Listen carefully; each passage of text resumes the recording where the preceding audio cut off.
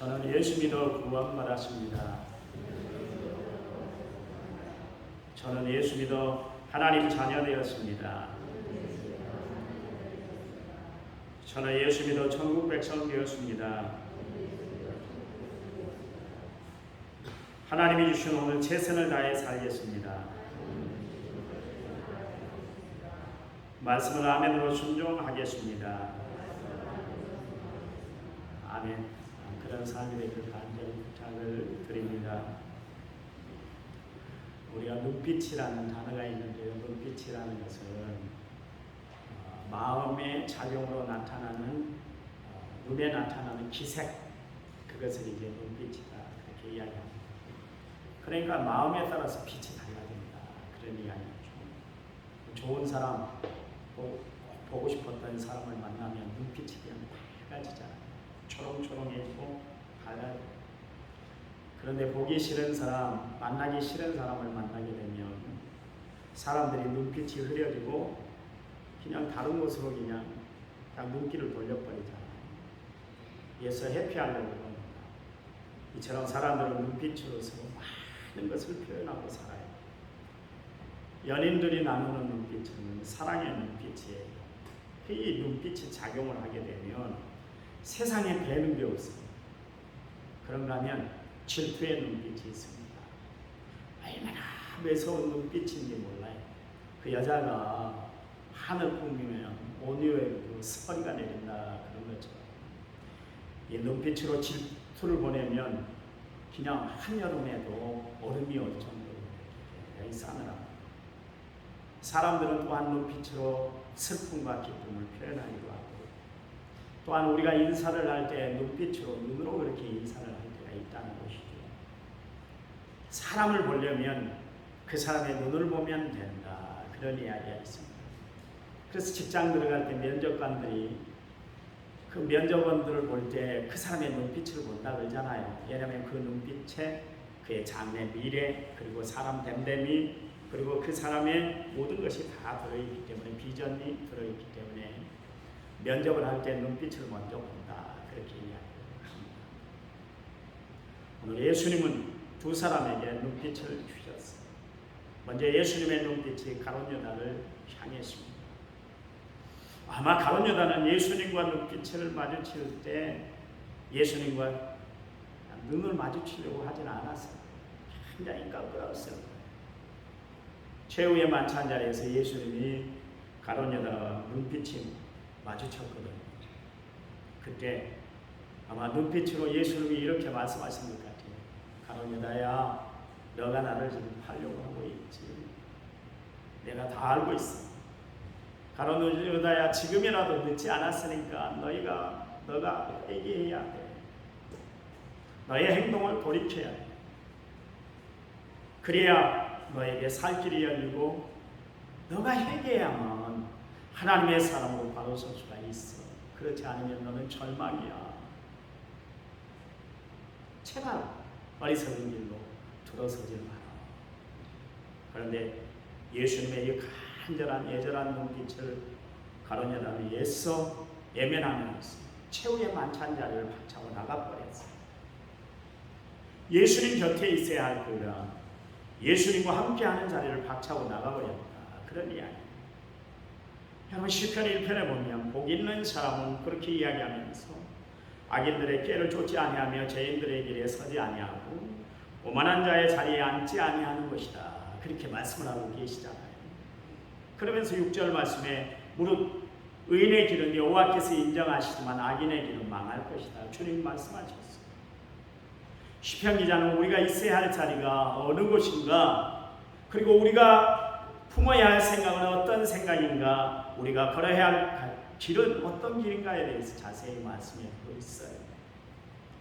여러분, 아무 길이나 걸어가서는 안 되는 것이죠.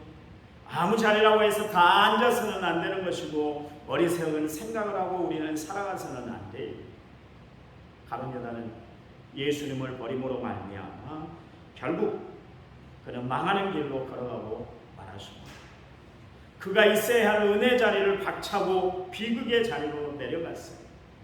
그는 온통 마귀에게 그의 마음과 생각을 다 빼앗기는 어리석은 삶을, 어리석은 결정을 하고 말았다, 그런 이야기죠. 성경에 보니까 가룟 유다가 만찬의 자리를 박차고 나간 그때의 시각에 대해서 요한 사도가 이야기를 하고 있는데, 요한복음 13장 30절 말씀해 보니까 유다가 그 조각을 받고 곧 나가니 밤이러라 하십니다. 여러분, 왜 여기 요한 사도가 밤이라는 것을 강조를 했을까요? 밖에 나가버렸다 그렇게 표현하면 그렇게 끝나도 되는데 그 시간이 밤이었다 이야기를 하고 있습니다. 밤이라는 이야기는 무슨 이야기였어요? 그가 밤을 향해서 걸어나가 버렸다, 그런 이야기예요. 그의 앞길에는 더 이상 이제 희망이 없다는 것이고 앞날이 암울하게 되었다, 그 표현을 하기 위해서 가룟 유다가 그 자리를 박차고 나가니 그때 시간이 밤이러라, 그렇게 이야기를 하고 있습니다. 여러분, 가룟 유다는 빛에서 어둠으로 나간 거예요. 여러분, 에베소 성경에 보니까 우리가 전에는 어둠이더니 이제는 주 안에서 빛이다 그랬잖아요. 여러분, 우리는 빛에 거하는 사람들이에요. 우리는 어둠을 뚫고 빛 대신 예수 그리스도 앞으로 나온 사람들인 줄 믿으시기 바랍니다. 그러니 우리 앞길에는 더 이상 어둠이 없어요. 여러분, 더 이상 어둠을 가지고 살아가지 마세요. 어둠 가운데 거하지 마세요. 어두운 일과 손잡고 살지 마시기 바랍니다. 여러분, 어둠을 물리치고 빛 가운데 거하는 사람, 그 사람들이 예수를 믿는 사람, 하나님의 백성, 주의 자녀들이에요. 예수님이 이 땅에 오신 목적에 대해서 말씀을 하고 계시잖아요. 요한복음 8장 12절 말씀에 예수께서 또 말씀하여 이르시되 나는 세상의 빛이니 나를 따르는 자는 어둠에 다니지 아니하고 생명의 빛을 얻을 것이다. 요한복음 12장 46절 말씀에 나는 빛으로 세상에 있나니 무릇 나를 믿는 자는 어둠에 거하지 않게 하려 합니다. 그랬습니다. 또 요한복음 12장 35절 36절 말씀에 보면 예수께서 이르시되 아직 잠시 동안 빛이 어둠 중에 있으니 빛이 있을 동안에 다니어 어둠에 붙잡히지 않게 하라. 어둠에 다니는 자는 그가 가는 곳을 알지 못하느니라. 너에게 아직 빛이 있을 동안에 빛을 믿으라. 그리하면 빛의 아들이 될 것이다. 그렇게 이야기를 하고 있습니다. 여러분, 예수님이 이 땅에 오신 이유는 뭐냐면 세상에 어둠을 걷어내고 빛을 비추기 위해서 예수님이 이 땅에 오셨어요. 그 빛을 받고 살아가는 사람들에게는 광명한 세상을 살아가게 하기 위해서 우리에게 빛을 비춰 주셨다. 그래서 우리는 너희는 세상의 빛이다 말씀하고 있습니다. 빛이 되어라가 아니에요. 여러분, 예수 믿는 우리는 이제 어둠이 아니라 빛인 줄 믿으시기 바랍니다. 그런데 가룟 유다는 이 빛 대신 예수님을 버리고 흑암의 권세인 마귀의 소나기에 그만 끌려가고 말았다, 그런 이야기. 요한에서 2장 11절 말씀해 보니까 이는 그 어둠이 그의 눈을 멀게 하였습니다. 그랬습니다. 그래요, 어둠은 우리의 눈을 멀게 만듭니다.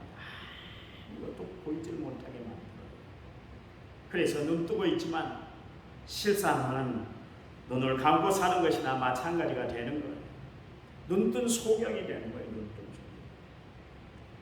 여러분, 어둠에 거해 보세요. 앞이 보이질 않아요. 그래서 비전도 소망도 기쁨도 다 잃어버리고 살아가는 것이에요. 여러분, 어둠은 더 이상 전진을 할 수가 없게 만듭니다. 그래서 우리로 하여금 절망 가운데 거하게 만듭니다. 희망을 거둬가버려요. 그래서 우리 예수님은 희망 없이 소망 없이 살아가는 우리 인생들을 위해서, 우리를 구원해 주시기 위해서 빛으로 이 땅에 오신 거예요. 여러분, 예수님의 눈빛은 사랑의 빛입니다. 은혜의 빛이고 구원의 빛이에요. 온유하시고 온화하신 눈빛이세요. 여러분, 그 빛을 거절하면 결국 후회만 남게 되는데 결국 어둠이 가득한 지옥에 떨어지게 됩니다. 여러분, 하나님의 눈빛과 마주쳐 하나님의 눈빛을 받고 살아가는 사람, 그래서 빛된 삶을 살아가는 사람들은 다시는 어둠이 없는 저 천국에 거하게 됩니다. 그래, 그분의 눈빛, 예수님이 우리에게 비춰주시는 그 눈빛에 나의 모든 것을 다 내려놓는 사람은 생명을 얻고 살아가게 되어 있습니다. 여러분이 잘 아시는 여리고성의 세리장인 삭개오, 그는 예수님을 만나기 위해서 거리로 나왔습니다. 그런데 사람들이 인산인해를 이루어서 예수님을 도저히 만날 수가 없게 되었어요. 그러니까 삭개오가 했던 것이 뭐냐면 돌무화과 나무 위로 올라가는 것이었어요. 거기서 그 자리를 지나가시는, 그 거리를 지나가시는 예수님을 뵙게 됐잖아요. 그곳에서 예수님의 눈과 삭개오의 눈이 마주치게 됩니다. 아이 콘택이 이루어졌다, 그런 이야기예요. 예수님의 온유한 눈빛에 그만 삭개오가 감동이 됐어요. 그래서 그 감동을 받은 삭개오가 돌무화과 나무에서 내려와서 예수님을 구주와 주님으로 영접했던 놀라운 사건이 벌어졌던 것을 알 수가 있습니다. 예수님의 사랑의 눈빛에 여러분 삭개오가 구원받은 줄 믿으시기 바랍니다. 예수님은 가늠하다가 현장에서 개 끌려온 여인이 있었는데 그 여인이 얼마나 공포스러웠겠어요. 얼마나 절망스럽고 얼마나 부끄러웠겠어요. 그런데 예수님은 잠깐 공포에 질려있는 그 여인에게 사랑의 눈빛을 보내주셨어요. 그리고 그녀를 일으켜 세우시면서 예수님이 말씀하십니다. 나도 너를 정죄하지 아니하노니 다시는 죄를 짓지 마라. 그러면서 그녀를 돌려보내 주었습니다. 아마 이 여인은 평생 동안 예수님이 베풀어 주신 그 궁일한 눈빛을 잊지를 못했을 거예요. 사마리아 우물가의 여인 마을, 남편을 5시이나 갈아치우고 그리고도 성이 차질 않아 삶을 정말 비참하게 살아갔던 그 여인,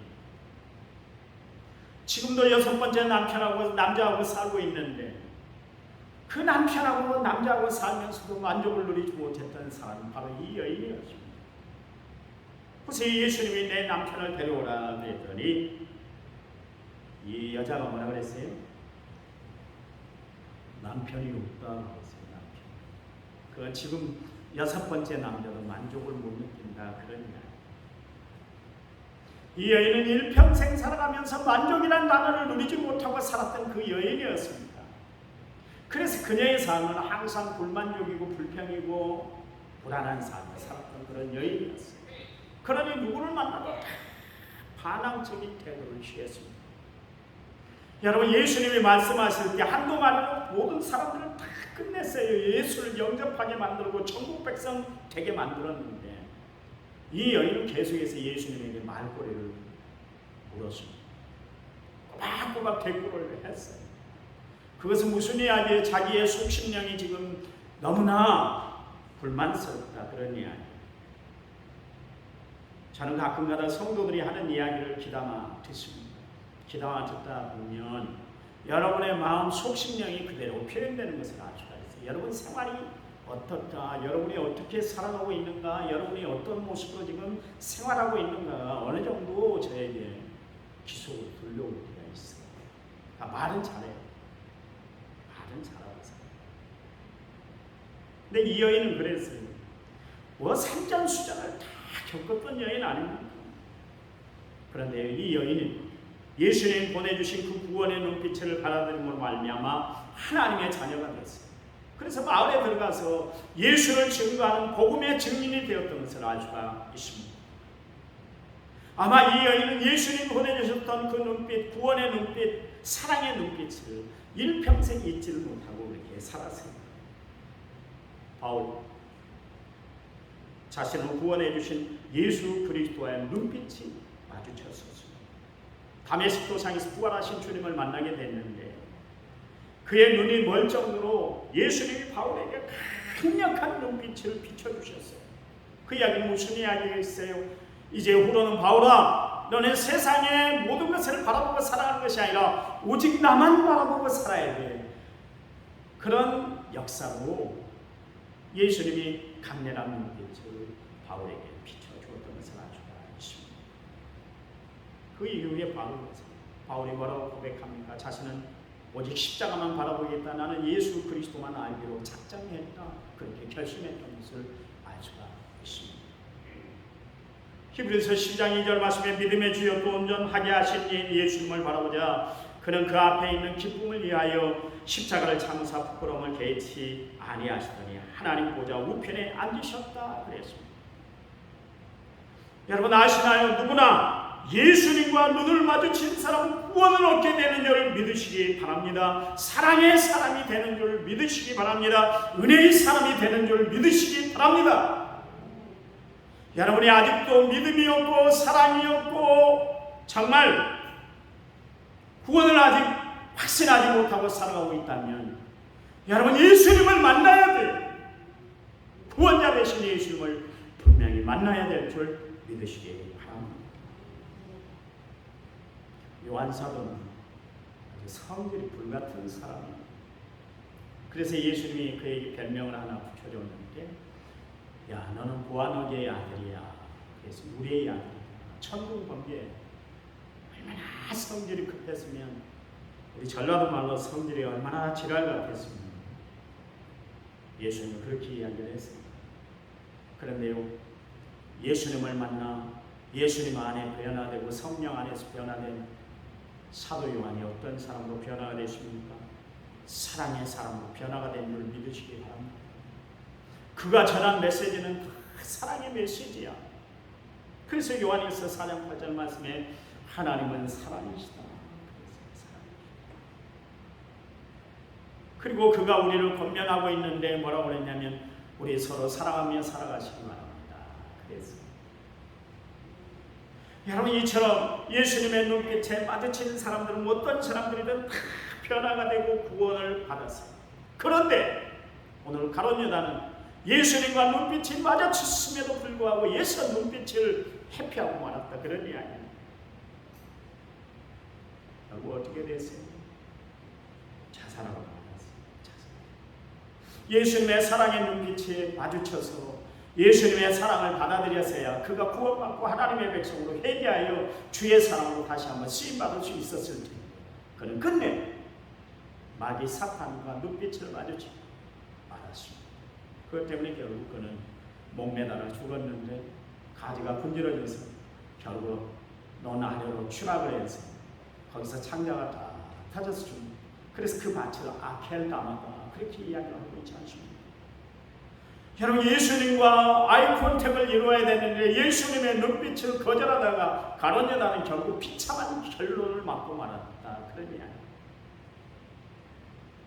십자가 사건 앞에 예수님과 눈이 마주친 제자가 한 사람이 있습니다. 바로 오늘 본문에 소개되고 있는 베드로예요. 그는 예수님에게 분명히 말씀했어요. 예수님이 어떤 자리에 가든지 간에 나는 분명히 따라갈 거예요. 저 사람들은 다 예수님을 버린다 할지라도 나는 예수님 버리지 않을 거예요. 예수님이 옥에 가면 옥에 따라갈 것이고 예수님이 죽음의 자리에 가면 죽음의 자리까지도 따라갈 테니까 나 믿으세요. 나밖에 없을 거예요. 그래서 그런데 그의 결심은 헌신자처럼 버려지고 말았잖아요. 예수님이 가야바와 안나스 대제사장의 뜰에 왔다 갔다 하면서 재판을 받고 시련을 당하고 고통을 당하는 모습을 보고 베드로가 갑자기 자신감을 잃어버렸어요. 그래서 문지기인 어린 여종이 이 사람이 분명히 내가 봤을 때 예수님과 같이 있었어요. 이 사람은 예수 패거리입니다. 그런 이야기를 했을 때 베드로는 예수적 부인했어요. 심지어는 저주까지 하면서 예수님을 부인하고 말았던 것을 알 수가 있습니다. 그때 고난 당하시던 예수님이 오늘 61절 말씀에 보니까 베드로와 눈이 마주쳤다. 예수님이 그 고난의 현장에서 베드로의 눈을 바라보았다. 그런 이야기. 예수님이 베드로의 눈을 바라봤어요. 예수님의 눈빛이 마주쳤을 때 아마 베드로는 견딜 수 없었을 거예요. 그래서 그 자리를 박차고 나갔어요. 그리고 목놓아 울고 회개했습니다.